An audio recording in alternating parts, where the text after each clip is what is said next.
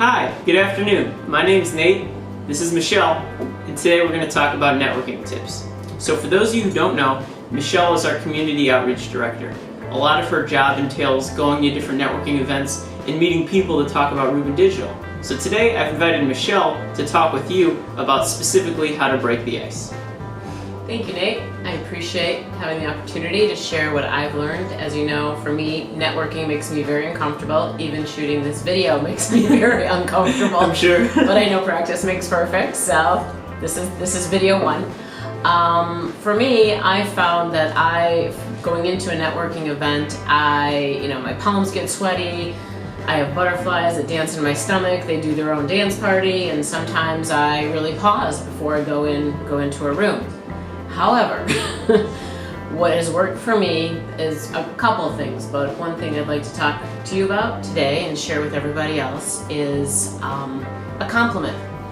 What I try and do, and I do, is find one thing that I genuinely like about the person in front of me. Cool. So for those of you who don't know, what kind of compliments make sense in a business setting versus with friends? You know, it's obviously a different type of environment. Maybe tell me what you would say to a woman, for example. Okay, absolutely.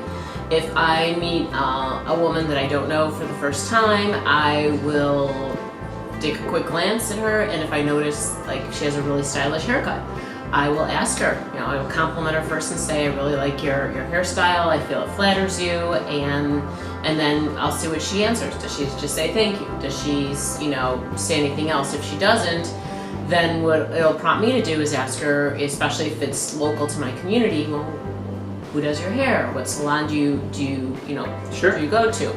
And from there, usually a conversation will ensue. Sometimes it's a blouse or a piece of jewelry, but I'm always genuine, and I will find the one thing that truly speaks to me. I think that's the key, is to make sure it's genuine, because a lot of people say, kill them with flattery or kill them with kindness, and then that could go a long way, which is true, but people can sniff out bullshit. And I think that the important part you touched on is making sure you actually like it. The worst thing you'd say is, oh, I really like that blouse, and then somebody gets you it for a gift and you hate it and you don't want to wear it, Yeah. Tell me a little bit about how you interact with men differently than women. Sure. With men, I also will find what speaks to me. So I will look at their style. Are they wearing a tie that I really like? Is it their shoes? Men love shoes. Most men that I meet are really about their styles. Yeah. So I will find a piece of clothing or an accessory, again, that speaks to me, and I will compliment them on it. And then, depending on the gentleman, they'll either respond or it'll be dead silence. Well, from there I'll say,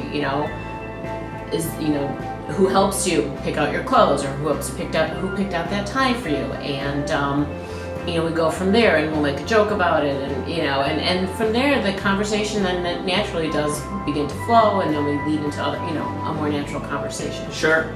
Well, one thing about that I really like is when I put out a compliment, I look at their response to how they're able to handle it. Some people don't know how to just say thank you. Sure. Some people, they feel like they need to justify why they were worthy of a compliment. Some people like to go off and just start talking about themselves. It's a really interesting way to get to know somebody based on their reactions. And then another thing that I find is by being the one to ask questions or make observations first, then it lets me see whether or not they're interested in reciprocating and keeping the conversation going. Can you talk a little bit about what is it like to identify whether or not somebody wants to keep that conversation going? Sure. It usually will be their response time, and their facial expressions or their body language. I look to see how their body language is. Did I make them uncomfortable? Are they turning away? If they turn away, I get the feeling that they're not interested in deepening the conversation, and that's okay. I learned something. I'm sure you know Guy Kawasaki. He's a marketing specialist, and he's a big proponent of Canva, an online marketing tool. And if you don't know Guy, we'll have a link in our description so you can learn more about him. Yeah, absolutely. He's a fascinating man, and he echoes something that I've always felt. I enjoy people, right? And building relationships, whether it's in networking or personally.